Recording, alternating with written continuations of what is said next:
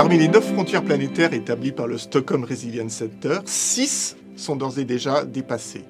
Celles concernant le climat, la chute de la biodiversité, l'altération des cycles de l'eau, de l'azote, du phosphore, la perte d'usage des sols et la présence, partout sur la planète, de substances artificielles.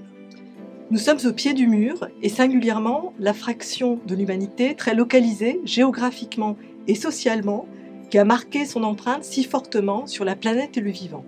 Le numéro 4 de transition part du constat suivant. Pour que l'empreinte des activités humaines réintègre les frontières planétaires, la seule approche par l'innovation technologique est insuffisante. Ce qu'il faut, c'est une modification profonde des systèmes de production et de consommation. Pour franchir le mur, il faut le connaître. D'abord, l'accumulation des gaz à effet de serre qui change irrémédiablement les conditions de vie sur Terre. Ensuite, les trajectoires socio-techniques dont nous peinons à nous affranchir.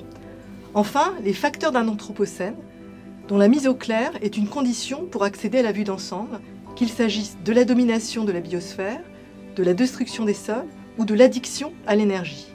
Les voies à emprunter posent de nombreuses questions.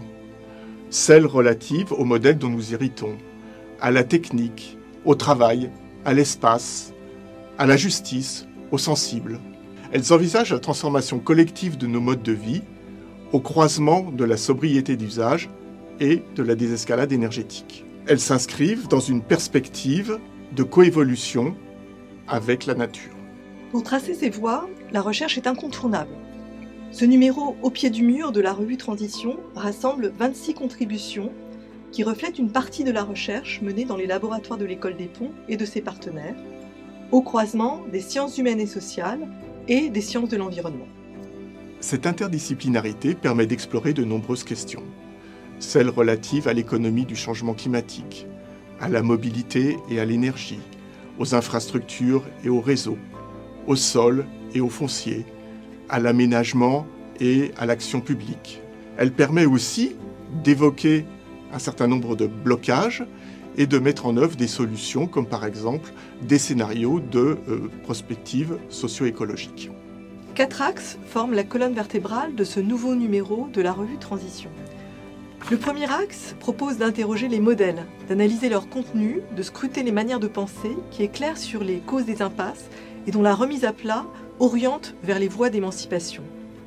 Le deuxième axe déploie des contre-regards qui permettent une prise de distance critique, réflexive et narrative. Ils agencent des questions apparemment contradictoires ou étrangères. En cela, ils questionnent des processus existants et tracent des perspectives radicales. Le troisième axe s'attache au territoire, entendu comme les espaces habités, entremêlés de pratiques et de communautés, aux multiples influences, depuis les lieux jusqu'aux régions. Il interroge les transformations nécessaires à leur évolution vers une sobriété qui soit le fruit d'un choix collectif. Le quatrième axe se concentre sur l'agir pour réintégrer les frontières planétaires. Il aborde les complexités et les entraves à surmonter, les consensus et les coalitions à établir, les transformations à mettre en œuvre. Pour illustrer ce numéro, Le mur et son dépassement, une fresque a été réalisée par Frédéric Daubal à partir du fonds ancien iconographique de l'École des Ponts. Ce fonds conserve depuis plus de 250 ans une archive visuelle de la Terre et des empreintes profondes qui a laissé l'action humaine.